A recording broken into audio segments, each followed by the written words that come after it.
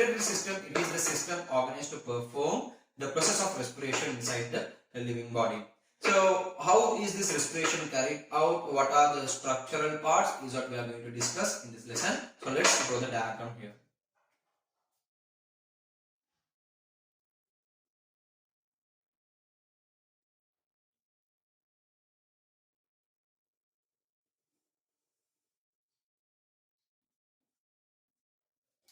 So you see there, this is the structure of human respiratory system. So let's name the parts associated, right? So you see, it will be starting from the nasal cavity. So this is the starting point of the human respiratory system. Thereafter, it comes down to the common place, common area for both respiratory and digestive system. So this area we name it as the pharynx. And then it comes down to the next part, that is larynx, right? And then the other part is the pathway which goes to the respiratory tract, that is trachea. So you can remember, trachea goes to the respiratory system. The other pathway, other tubule is esophagus. It will be entering to the digestive system, right? Now trachea comes down, will be divided into two parts. It will be divided into two parts, into both our right and left lung. How do we name them? They are the bronchus. Okay, so two bronchus, two bronchi, that is the plural term here. Two bronchi we will have, and these bronchi will be further divided into branches, and these branches are what we term as bronchioles. At the end of each these bronchioles, there is an air-filled sac which we name as alveoli. So these sacs are what we term as alveoli. So these are the major parts of our respiratory system and connected with two right and left lungs. Alright. So just below that, what is given as the curved area is the diaphragm, and that is the point which separates the respiratory system. Fine. So let's discuss about the function. So what is this respiration? Process of respiration you take, that is the process of producing energy. So simply you might be thinking that is inhaling and exhaling. Yes, exactly, inhaling and exhaling. But there is a procedure, there is a definition we have to give. That is, it produces energy. How? By intake of oxygen. By inhaling oxygen from air and releasing carbon dioxide into air, which is produced as a byproduct of oxidation of complex compounds. Right? We'll repeat the definition once again. What is respiration? Respiration is the process of producing energy by intake of oxygen from air and release of carbon dioxide to air, which is produced as a byproduct during the oxidation of complex organic compounds. Right. So, this respiration you take, this is also carried out in three stages. What are the three? The first one is the gaseous exchange between the external environment and lungs. And the second one is the gaseous exchange in alveoli, and the third one is cellular respiration. Right. So step by step we'll take it on. Now the air enters into nasal cavity. Alright. Air enters into nasal cavity. We know that is oxygen, and what is released out is carbon dioxide. So we inhale oxygen, we exhale carbon dioxide. Now the air taken inside, it is not only containing air, there might be dusty particles, strange organisms and all. So that should be filtered. For this filtering, okay, we do have mucus inside the nasal cavity. It will be sticking up with all these unnecessary particles, and there are cilia-like structures too that will be playing a role of sweeping out. So the unnecessary stuffs will be removed out with the nasal cavity. And there are some other functions also carried out. That is, air enters to nasal cavity will be moisturized and also to be warmed up, right? And thereafter, in case, let's say, still there are some unnecessary stuffs entering into the latter part, in the pharynx that contains the phlegm, with the phlegm, okay, it might, in the phlegm it will be attached on, and with the phlegm it will be released from the body. Right. Anyhow, the air enters here down. We said that is oxygen. Right. So this is the first process we are going to take now, the gaseous exchange between the external environment and lungs. So remember, two lungs we do have. These lungs are our respiratory organs. Okay, our respiratory organs are lungs. So what happens here? This is carried by two stages. We name it as inspiration and expiration, or simply to say inhalation and exhalation.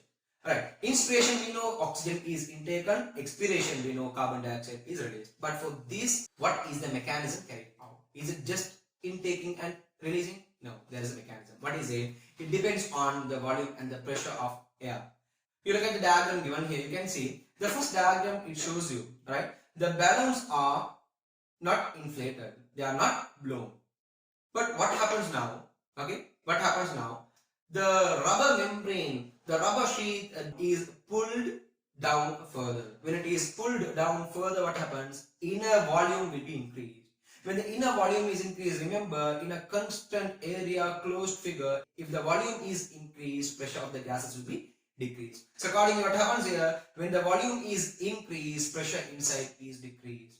Outer environment pressure is high comparing to that. So from high pressure to low pressure inside the jar, air enters so that the balloons are filled up, balloons are inflated. So the same way, what we do next, we are releasing back the rubber sheet back to its original position. Now the volume will be decreased, so the pressure is high. Inner pressure is high compared to the outer closer pressure. So high pressure to low pressure, balloon will be releasing out the gas, releasing out the air out, so it becomes back to the original position. So this is the process taking place in our respiratory system too. So how it is happening? You see now. Let me discuss the inspiration first. During inspiration, oxygen gas is entered. For this, volume of our lungs, okay, volume of the lungs should be increased so that more gases could be entered. For this volume of the lung to be increased, the surrounding area, which we name it as the thoracic cavity, this thoracic cavity volume should also be increased. The surrounding area should also be increased. For this to be happen, so there are two muscles working together. That is the intercostal muscle, right? Intercostal muscles contract, and the other one is the diaphragm. Diaphragm also contract. Because of this, what happens? When the intercostal muscles are contracted, our ribs move upward and the sternum moves forward. So because of this movement, the inner area is increased, inner volume is increased. So the thoracic cavity is increased by the volume. When the diaphragm contracts, it will be reducing the curvature. So it also helps in increasing the volume inner to the thoracic cavity. How it is done? When this is pulled down, just imagine what happens now. The diaphragm comes down. So the space here is added to thoracic cavity. So the thoracic cavity volume is increased. Accordingly, by both of these mechanisms, thoracic cavity increases the volume, thereupon lungs also increases the volume. Increasing the volume, pressure is decreased. So outer atmosphere pressure is high, inner lungs pressure is less. High pressure to low pressure particles move on, high concentration to low concentration particles move on, that is by diffusion. So what happens here? Oxygen gas enters through nasal cavity from atmosphere into the lungs. So this is what the process of inspiration. So this is how it carries on. And the next point is expiration. So completely what we discussed earlier in inspiration becomes opposite here. Expiration, carbon dioxide should be exhaled out. For this, what happens here? The lungs should be decreasing the volume. For this, the thoracic cavity should be decreasing the volume. For the thoracic cavity to decrease the volume, the intercostal muscles and the diaphragm should be relaxing. When the intercostal muscles are relaxed, the ribs and the sternum comes back to the original position. So the volume will be decreased.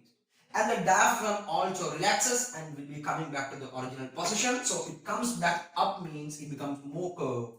So the space will be again reduced. Accordingly, the volume inside the thoracic cavity will be reduced further. So the lungs also reduces the volume. Now the pressure is high. So compared to the high pressure inside the lung, outer atmosphere, okay, lower pressure. High pressure to lower pressure, high concentration of gases to lower concentration of gases, air moves out, and that is expiration, and that is carbon dioxide. So this is the gaseous exchange between the external environment and lungs.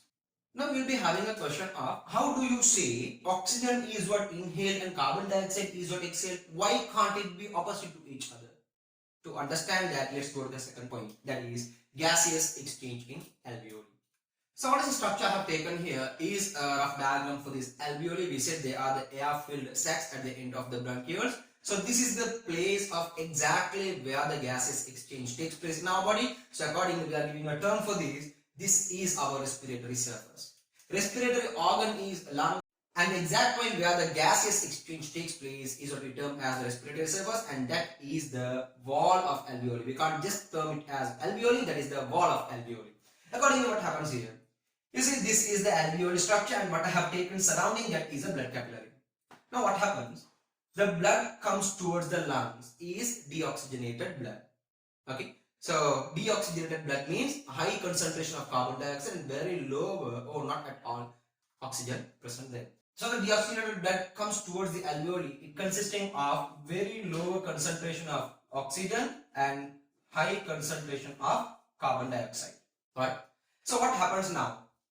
When it passes through across this alveoli, you know that almost it has entered up with oxygen. Why? We inhale oxygen gas, right? We inhale oxygen gas. Now this oxygen has inhaled. So what happens now? High concentration of oxygen is there inside the alveoli. When the blood capillary passes along with this deoxygenated blood, what happens next is you can see the concentration difference. Low concentration of oxygen, high concentration of oxygen. So from high concentration to lower concentration, oxygen will be diffused. Oxygen will be diffused. Now you see oxygen will be filled up in blood. And this blood also having a high concentration of carbon dioxide. But compared to that, inside the alveoli, lower concentration of carbon dioxide. Okay. Because of that, what happened? High concentration of carbon dioxide to lower concentration of carbon dioxide enters into alveoli. And this carbon dioxide is what taken out, and that is what step by step backward from alveoli, bronchioles, bronchi, okay, trachea, and the larynx, pharynx, nasal cavity it releases out. Clear? So this is how the gaseous exchange in alveoli takes place.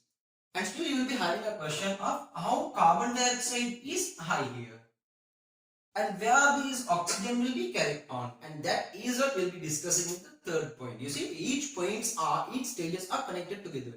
Once you have learned all three stages and linked together, you can have a clear idea about that, where and how it is started and ended up. Right. Anyhow, just before that, there are some important points that we want to learn about these respiratory surfaces.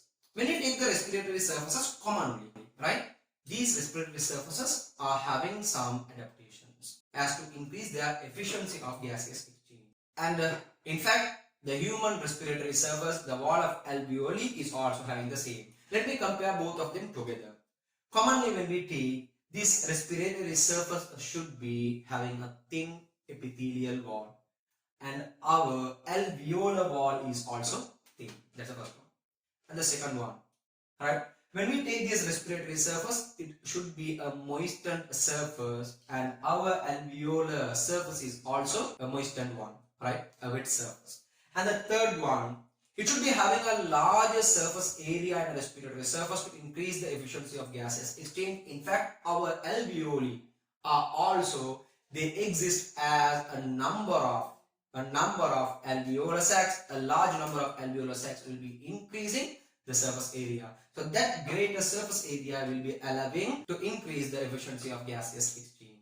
And the fourth one is, the respiratory surface should be covered up by blood vessels more and more. That means it should be highly vascularized. And in fact, our alveolar sacs are also covered up by more blood capillaries. So accordingly, these are the respiratory surfaces characteristics as to increase the efficiency of gaseous exchange. And different organisms, they do have different respiratory surface, so they show different respiratory movements. So those respiratory movements are what we have discussed under inspiration and respiration. So let me take the next point, that is the cellular respiration. Let me combine the diagrams here. You can see high concentration of oxygen to lower concentration of oxygen. Oxygen is supplied, right? And what comes out here? Okay, what comes out here is a high oxygen containing, low carbon dioxide containing blood is what comes, and that is what we term as oxygenated blood. Now this oxygenated blood, okay, this oxygenated blood is gonna supply to cells. Let me take the cells here. These are the cells, the tissues. What happens now is high concentration of oxygen, lower concentration of carbon dioxide containing oxygenated blood will be carried towards the cells, to the tissues, and then it supplies oxygen. It supplies oxygen, right? So supplying oxygen, there is a process waiting to perform now, that is the cellular respiration. How do we term it? How do we define it? That is the process of producing energy by oxidation of simple food.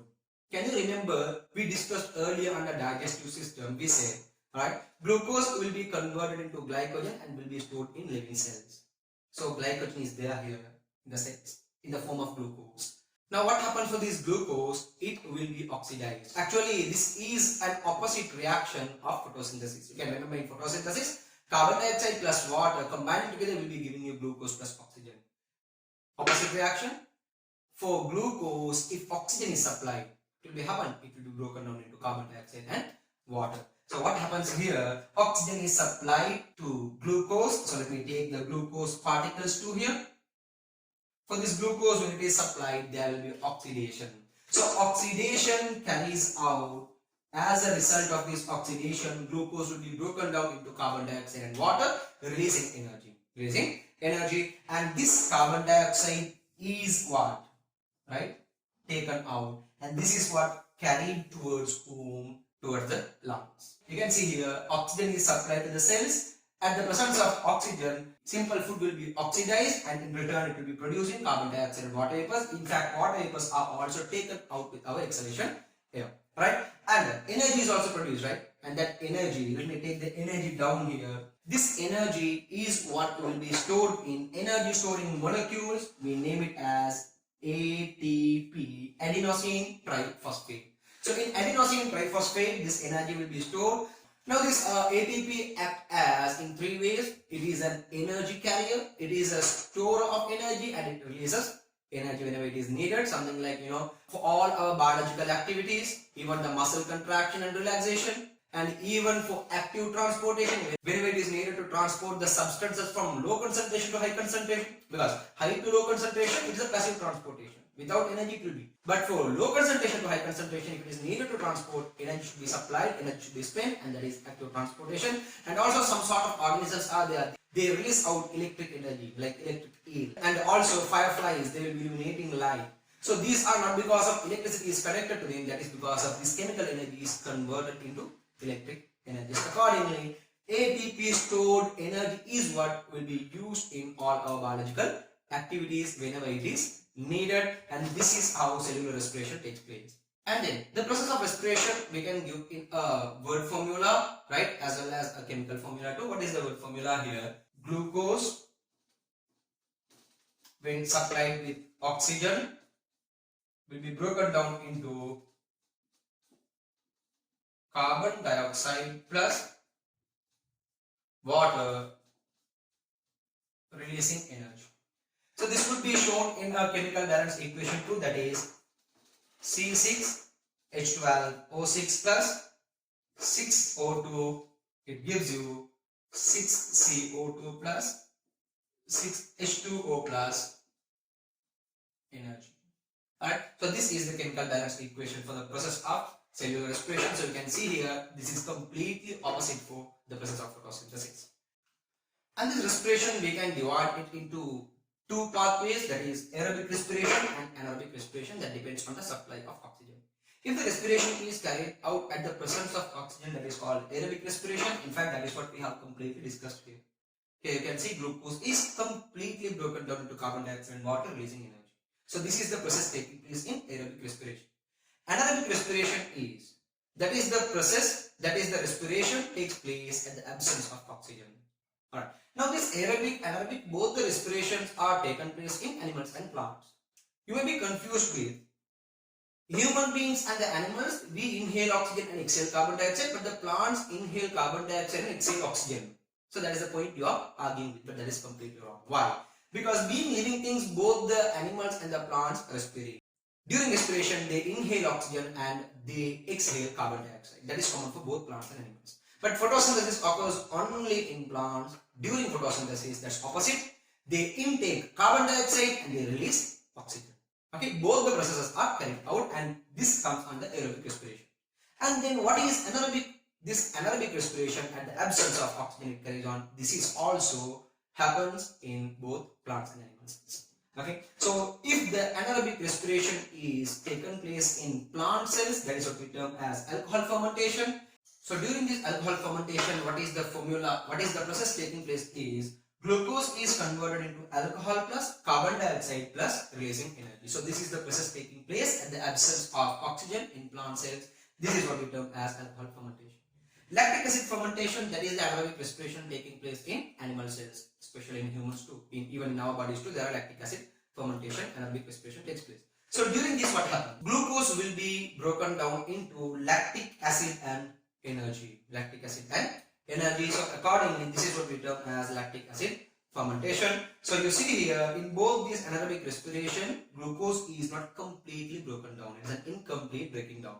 So due to this, the energy produced is also not maximum. So this is the difference between aerobic and anaerobic. During aerobic respiration, complete breakdown takes place, so maximum of energy is produced.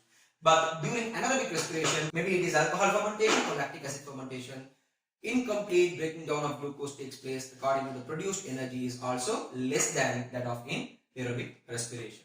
So this is about the cellular respiration taking place in plant and animal cells by its classification.